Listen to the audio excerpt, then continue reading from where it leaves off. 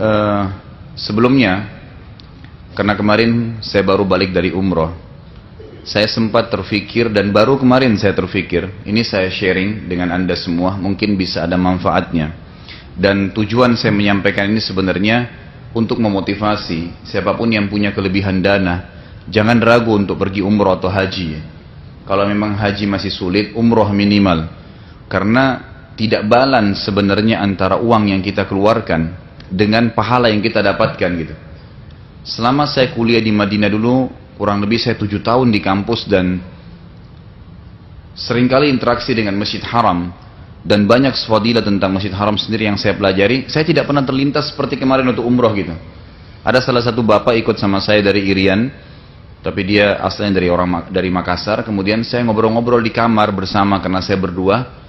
Saya bilang, Pak Haji, kalau dipikir-pikir sholat di Masjid Haram ini 100.000 pahala loh.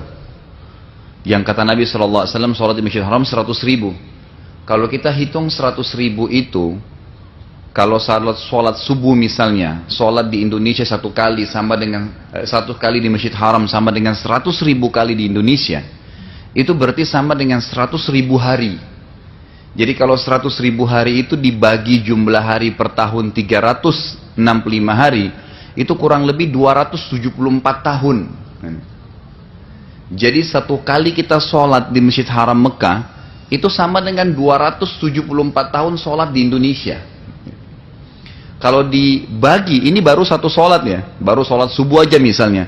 Nanti sholat duhurnya sama lagi, sama dengan 274 tahun sholat di Indonesia duhur, kalau satu kali duhur di Masjid Haram. Asar begitu, maghrib begitu, isya begitu. Kurang lebih sekarang program umroh kalau travel itu 4 hari di Mekah. Kalau 4 hari ya tinggal dikali gitu kan. 274 tahun dikali 4 gitu kan. Itu besar sekali. Itu kalau sholat sendiri. Kalau sholat berjamaah dilipat gandakan menjadi 25 kali lipat. Jadi itu kita bisa dapatkan ribuan tahun hanya dengan sekian hari. Saya katakan sama beliau kemarin, coba dibalanskan uang yang kita keluar 2.000 sampai 3.000 dolar. Bagi dengan 100.000 hari. Kira-kira kita keluarin berapa rupiah per harinya? Tidak ada nilainya gitu. Ya, tidak ada nilai sama sekali uang yang kita keluarkan dibandingkan dengan kita ibadah di sana.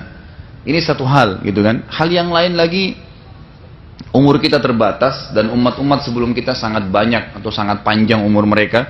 Seperti kaum Nabi Nuh kalau umurnya sampai 1.000 tahun. Kalau salah seorang di antara mereka beribadah 700 tahun saja, gitu kan? Itu kita ketinggalan karena umur kita hanya 60 sampai 70. Kalau ada sampai 100 itu sangat tua sekali sudah bagi kita sekarang, gitu kan? Disebutkan dalam sebuah athar, ada seorang ibu di zamannya Nabi Nuh alaihissalam itu, anaknya meninggal umurnya 60 tahun. Anaknya dia meninggal 60 tahun. Lalu ibu ini nangis-nangis. Ibu ini mengatakan apa? Dalam kisah ini atau dalam athar yang sahih dikatakan, ibu ini mengatakan kesian dia masih kecil. 60 tahun ya, kesian dia masih kecil, ya kan gitu. Dia belum merasakan kehidupan gitu. Lewatlah Nabi Nuh alaihissalam, Nabi Nuh berkata kepada dia, kenapa kau merasa sedih? Iya, anak saya meninggal umur 60 tahun, kesian masih kecil. Kata Nabi Nuh, nanti akan datang umat setelah kita nanti, di akhir zaman nanti, umurnya maksimal 60 sampai 70. Kalaupun lebih paling 100 tahun. Kata ibu itu apa? Kalau saya dikaruniakan oleh Allah umur 60 tahun saja, ya tidak lebih, tidak seperti sekarang sampai ratusan atau ribuan tahun, maka saya akan gunakan 60 tahun semuanya sujud.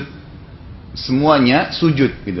Tapi ini contoh. Nah, bagaimana kita membalanskan ibadah kita dengan orang-orang sebelum kita kalau kita tidak maksimalin tempat-tempat seperti ini? Terlebih lagi yang sering kali ada pertanyaan atau yang sering mungkin tergugah dalam hati Anda, oh kalau saya umroh biayanya berapa ya?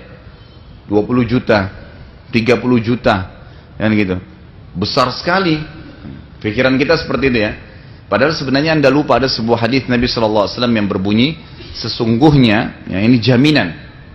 Hadis sahih riwayat Al-Hakim, sesungguhnya haji dan umroh itu akan menghilangkan kefakiran dari seseorang seperti api menghilangkan karat dari besi. Jadi umroh dan haji itu membuat kita kaya sebenarnya. Sedang investasi kepada Allah untuk membuka pintu kekayaan. Itu hadis sahih gitu kan. Jadi banyak orang tidak sadar itu, makanya tidak ada orang yang pulang umroh haji itu jadi miskin. Kalau kita istilahkan Indonesia, ibu haji dan pak haji biasanya paling tidak hidupnya cukup gitu kan. Ini itu karena memang ada pengaruh daripada umroh haji tadi. Ini sedikit saya sharekan apa yang kemarin saya dapatkan, mudah-mudahan bisa menjadi manfaat buat kita semua.